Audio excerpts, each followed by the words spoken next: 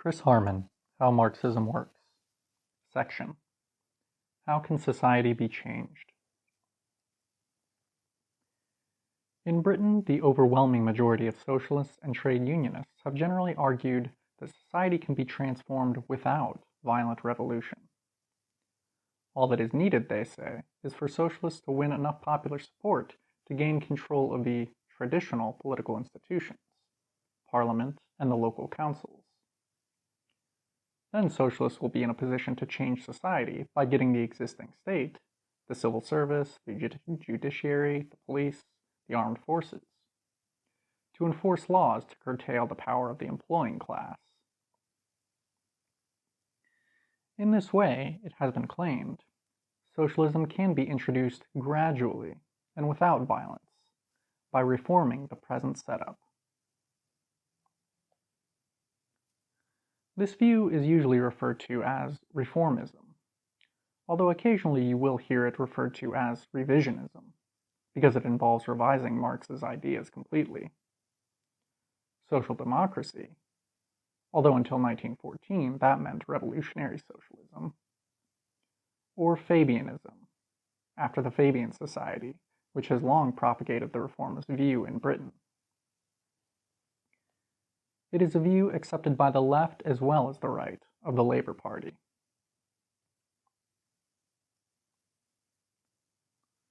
Reformism seems, at first sight, very plausible. It fits with what we are told at school, in the papers and on television, that Parliament runs the country, and that Parliament is elected according to the democratic wishes of the people.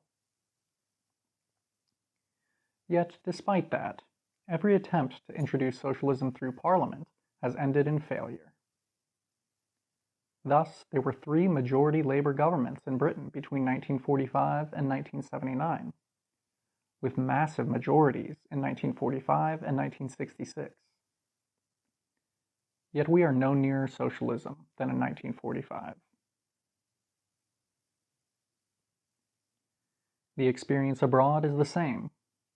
In Chile, in 1970, the socialist Salvador Allende was elected president. People claimed that this was a new way to move to socialism. 3 years later, the generals who had been asked to join the government overthrew Allende, and the Chilean working class movement was destroyed. There are 3 interconnected reasons why reformism must always fail. Firstly, while socialist majorities in parliaments are gradually introducing socialist measures, real economic power continues to lie in the hands of the old ruling class. They can use this economic power to shut down whole sections of industry, to create unemployment, to force up prices through speculation and hoarding, to send money abroad, so creating a balance of payments crisis, and to launch press campaigns blaming all this on the socialist government. Thus, Harold Wilson's Labour government was forced in 1964, and again in 1966, to drop measures which would have benefited workers by the wholesale movement of money abroad by wealthy individuals and companies. Wilson himself describes in his memoirs how, quote, "We had now reached the situation where a newly elected government was being told by international speculators that the policy on which we had fought the election could not be implemented. The Queen's First Minister was being asked to bring down the curtain on parliamentary democracy by accepting the doctrine that an election in Britain was a farce, that the British people could not make a choice between policies." End quote. It only needs to be added that, despite Wilson's alleged indignation, for the next 6 years he did indeed follow the sort of policies demanded by the speculators. The same deliberate creation of balance of payments crisis forced the Labour government elected in 1974 to introduce 3 consecutive sets of cuts in public spending in hospitals, schools, and social services. Allende's government in Chile faced even greater disruption at the hands of big business.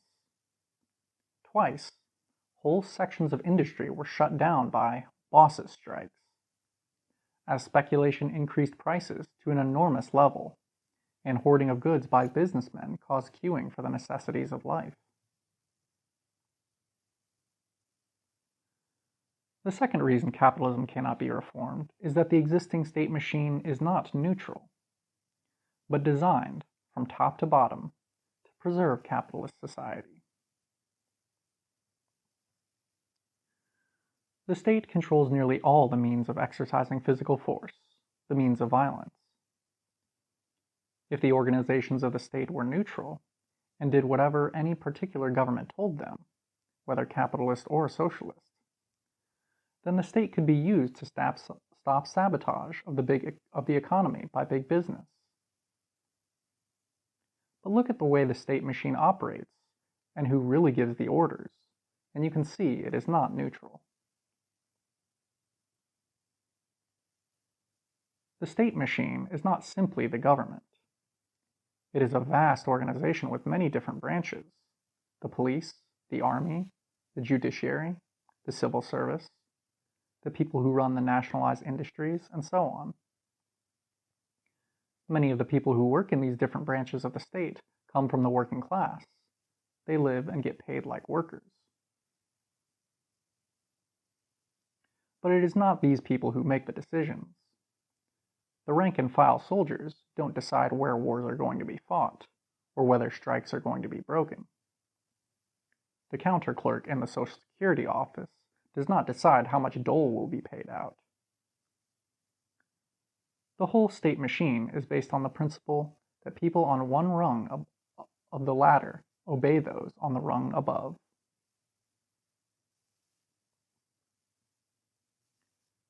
This is essentially the case in the sections of the state machine that exercise physical force: Army, Navy, Air Force, police.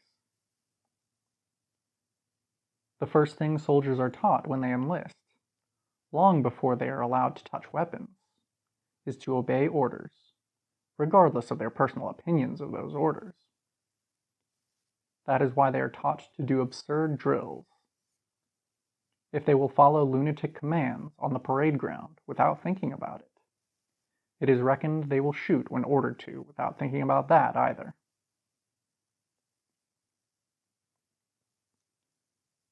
The most heinous crime in any army is a refusal to obey orders, mutiny. So seriously is the offense regarded that mutiny during the time of war is still punishable by execution in Britain. Who gives the orders?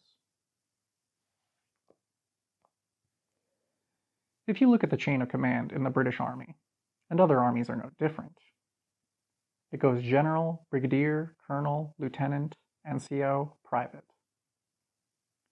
At no stage in that chain of command do elected representatives, MPs or local councillors, get a look in.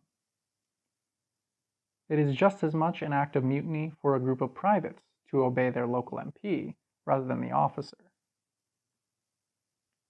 The army is a massive killing machine.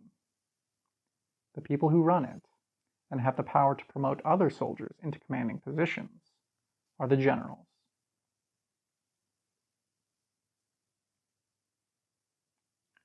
Of course, in theory, the generals are responsible to the elected government.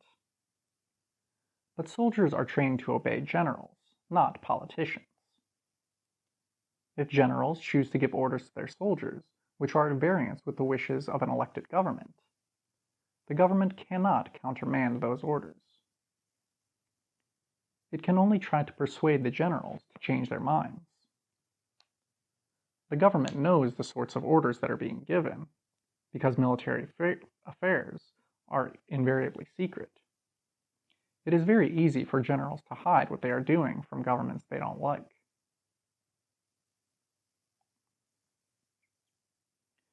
That doesn't always mean that generals always, or even usually, ignore what governments say to them. Usually in Britain, they have found it convenient to go along with what most of the government suggests. But in a life and death situation, The generals are able to put their killing machine into operation without listening at all to the government. And there is little the government can do about it. This is what the generals eventually did in Chile when Allende was overthrown.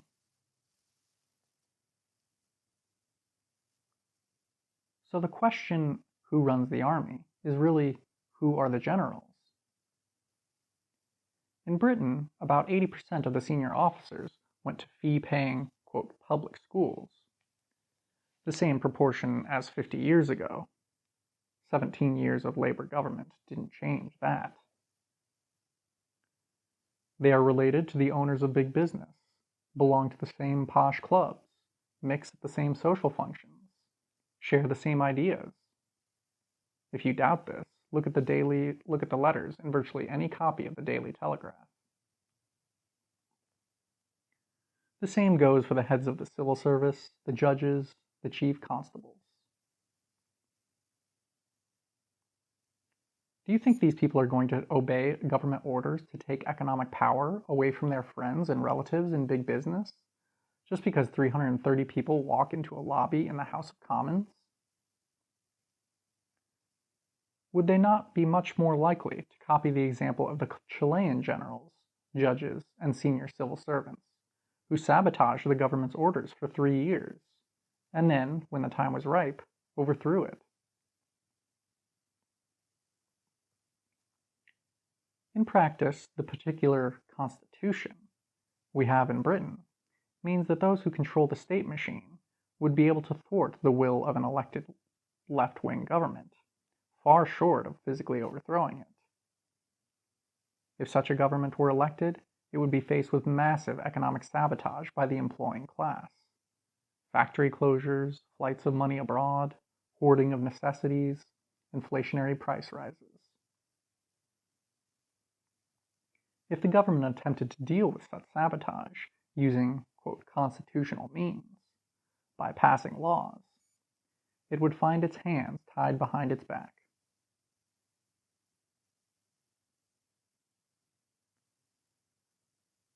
The House of Lords would certainly refuse to ratify any such law, delaying it for 9 months at a minimum. The judges would, quote, interpret any law passed in such a way as to curtail its powers. The civil service chiefs, the generals, and the police chiefs would use the decisions of the judges and the House of Lords to justify their own unwillingness to do what ministers told them. They would be backed by virtually the whole press, which would scream that the government was behaving, quote, illegally and unconstitutionally. The generals would then use language to justify preparations to overthrow an, quote, illegal government.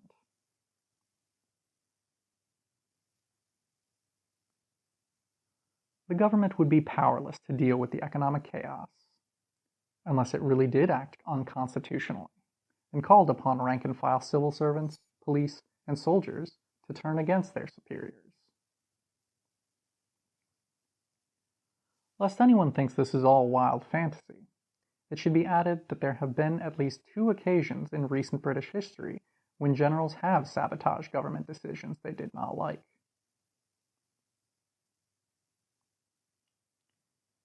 In 1912, the House of Commons passed a bill providing for a Home Rule Parliament to run a united Ireland. The Tory leader, Bernard Law, immediately denounced the Liberal government as an illegal junta who had sold the Constitution. The House of Lords naturally delayed the law as long as it could, 2 years then, while former Tory minister Edward Carson organized a paramilitary force in the north of Ireland to resist the law.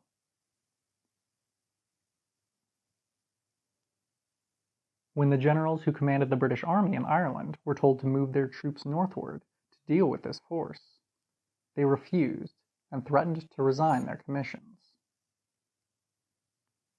It was because of this action, usually called the Curragh Mutiny, that Ireland North and South didn't get a single parliament in 1914, and remains a divided nation even today.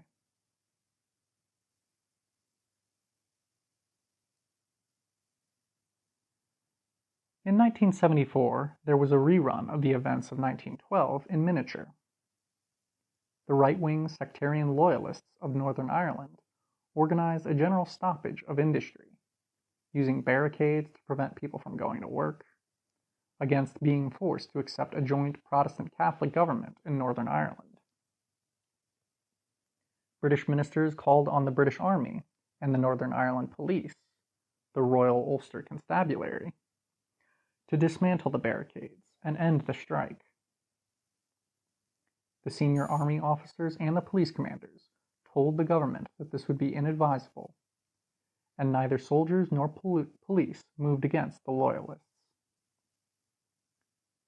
The joint Protestant-Catholic government was forced to resign, the views of army officers proving more powerful than the views of the British government.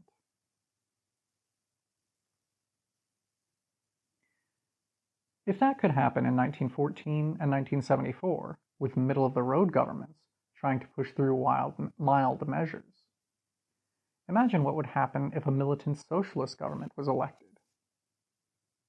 Any serious reformist majority in Parliament would soon be forced to make a choice. Either abandon reforms in order to placate those who own industry and control the key positions in the state, or prepare for an all-out conflict, which will inevitably mean the use of some kind of force against those who control these positions.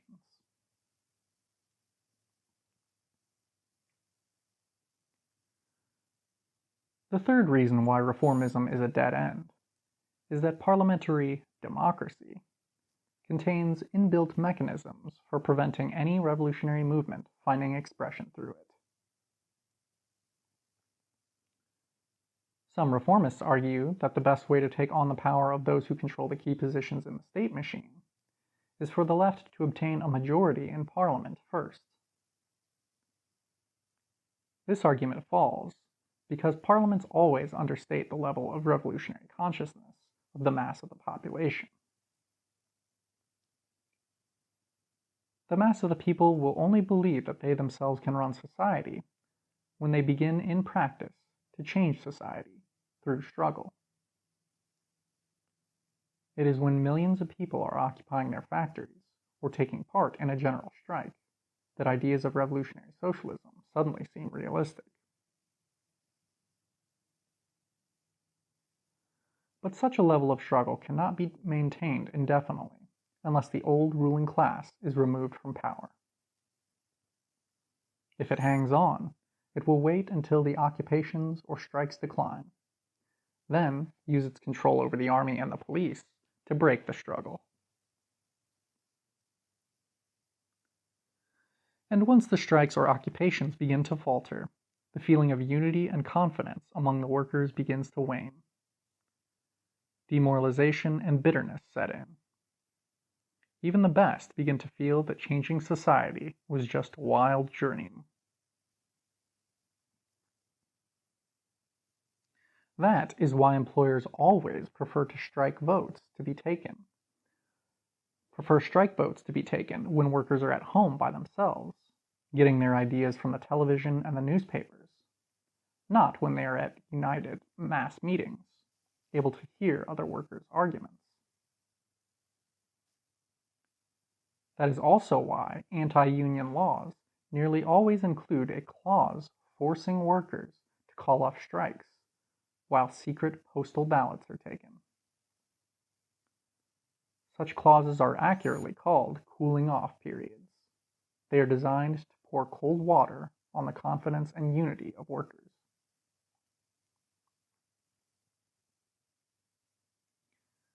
The parliamentary electoral system contains built-in secret ballots and cooling-off periods. For instance, if a government is brought to its knees by a massive strike, it is likely to say, "Okay, wait 3 weeks until a general election can resolve the question democratically." It hopes that in the interim, the strike will be called off. The workers' confidence and unity will then fade. Employers may well be able to blacklist militants. The capitalist press and the television can begin functioning normally again, hammering pro-government ideas. the police can arrest troublemakers. Then, when the election finally takes place, the vote will not reflect the high point of the workers' struggles, but the low point after the strike. In France, in 1968, the government of General de Gaulle used elections in precisely this way. The reformist workers' parties and unions told workers to end their strikes, and de Gaulle won the election. The British Prime Minister Edward Heath tried the same trick when faced with a massively successful miners' strike in 1974. But this time the miners were not conned. They kept their strike up, and Heath lost the election.